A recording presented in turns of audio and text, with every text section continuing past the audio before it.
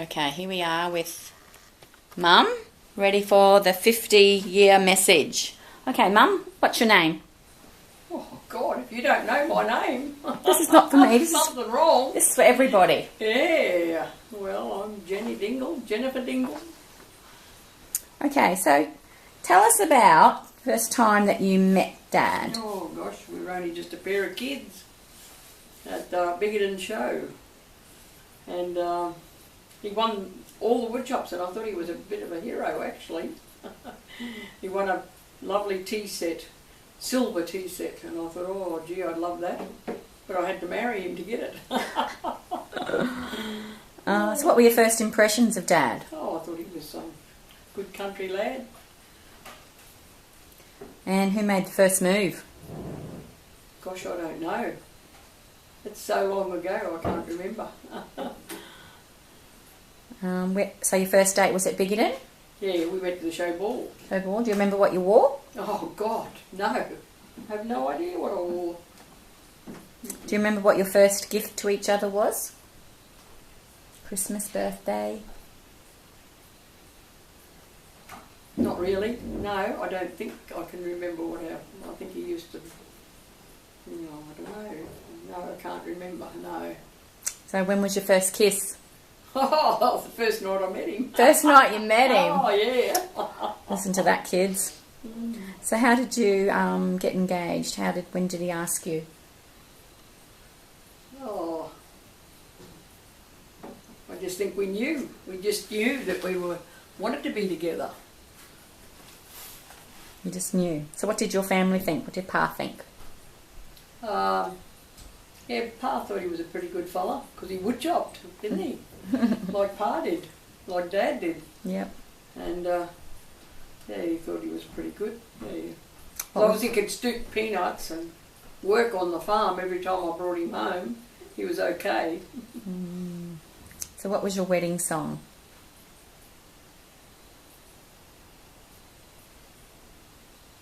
Oh, well, I think they just had Here Comes the Bride, I think. You mean to walk down the aisle? Yeah. They just Here Comes the Bride. What do you remember about your wedding, Mum?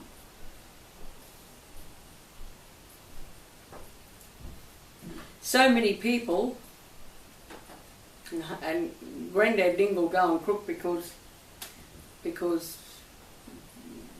Harvey had a glass of beer. He went right off his brain. He said that no son of his would ever be drinking. Gosh, if only you could see how much red wine he drinks now, he'd roll over in his grave, poor old fellow. Yeah, everybody having a good time and that many people and trying to fit them all in the church. Couldn't get them all in the church. I don't think half of them fitted in the hall either. I don't know. So was the reception over at Colston Lakes as well? At Colston Lakes Hall, yeah. Yep. So who was in your wedding party? Well, Anne and Arthur and Billy and Jeffrey Dowling and Gail and Narelle Loveday. Okay. Tell us about your honeymoon.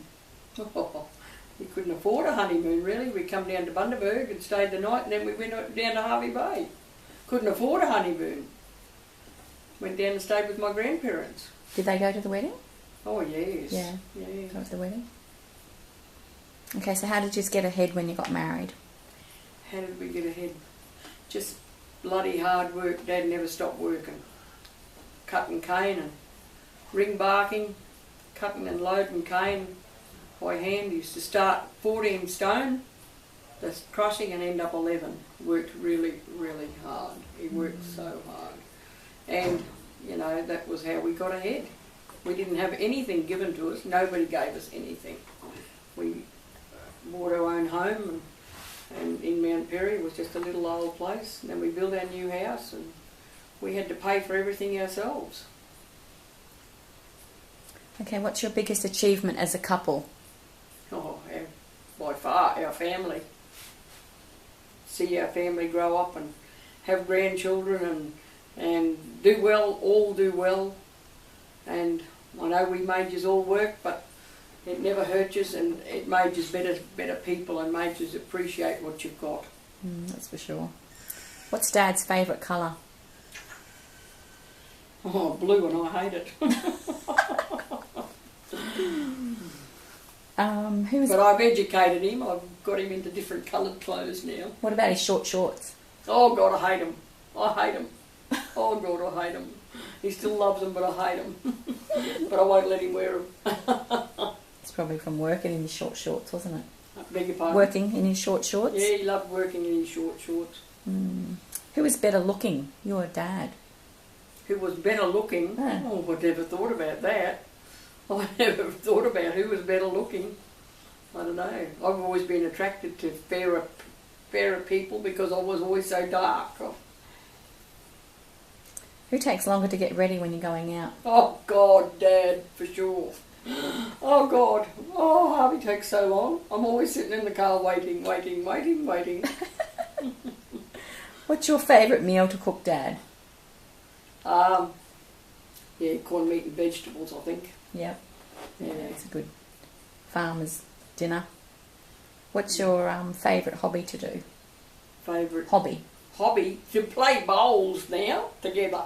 Which is really good. Yeah. We rouse at each other sometimes, but we just get on so well now. We're playing bowls together. And we used to go fishing. That was lovely to do too, but you know, we haven't got the balance in the boat now that we used to have, so we don't do that anymore. Yeah.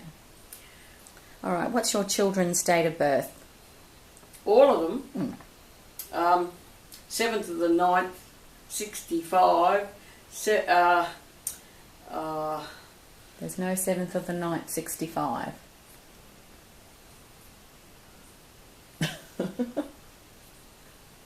No, 4th of the 9th. 4th of the 9th, and then there's 21st of May, 67.